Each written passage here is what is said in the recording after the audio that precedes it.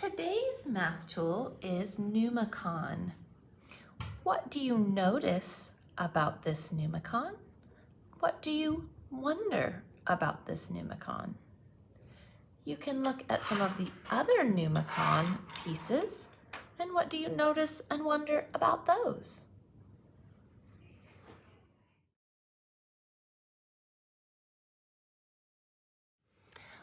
I notice that there are rows of 2 here. So I have 2, 2, 2, 2, 2.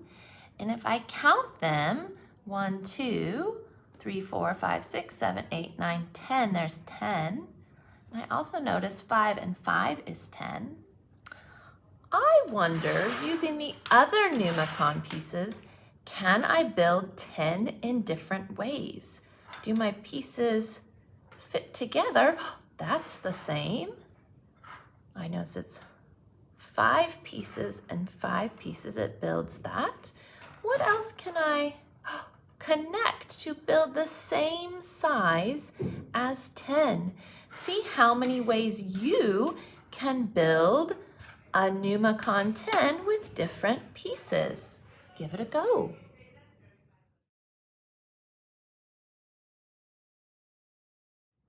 I've been building my 10s and I noticed a pattern.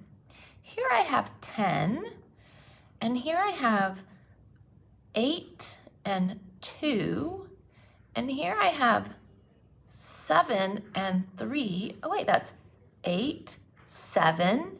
Here I have 6. Here I have 5.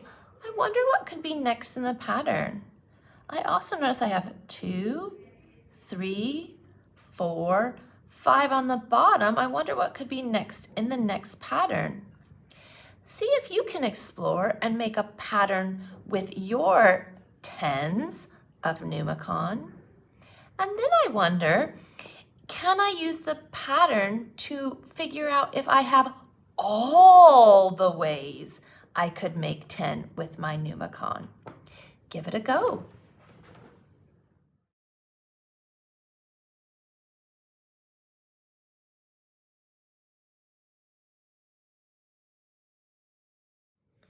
We have 2 activities today. Activity 1 is to make 10 in many ways. I've made 10 with 2 and 8 is 1 10. What's another way to make 10? When you've made 10 many ways, try activity 2.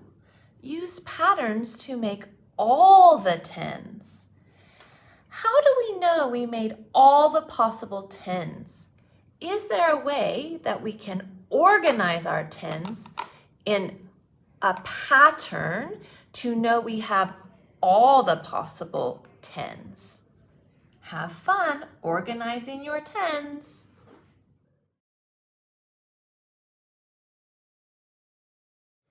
Teachers, here are some tips using Numicon. The pedagogy around Numicon is really high in number sense. Because these have so many possibilities, it really allows children to make connections. It especially helps them to connect the composing and decomposing portions so that you're looking at the relationship between addition and subtraction. They're making sense of that.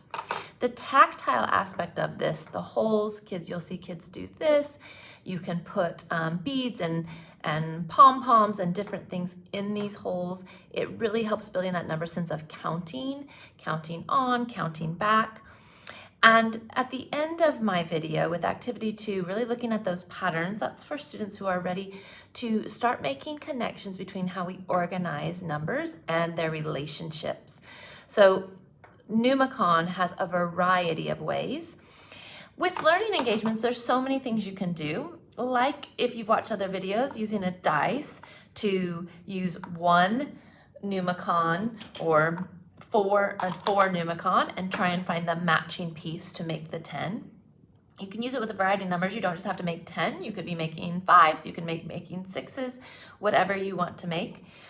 A second approach is to connect the Numicon to other tools, and that transfer of learning is really helpful.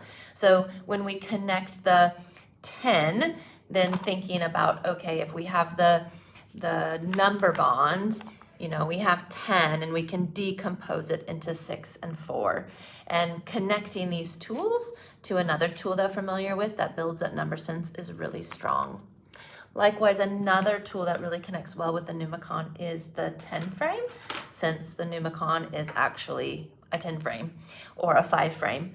So using those transfer of skills with the Numicon is also very beneficial. Numicon is one of those early tools that is highly recommended for building that early number sense.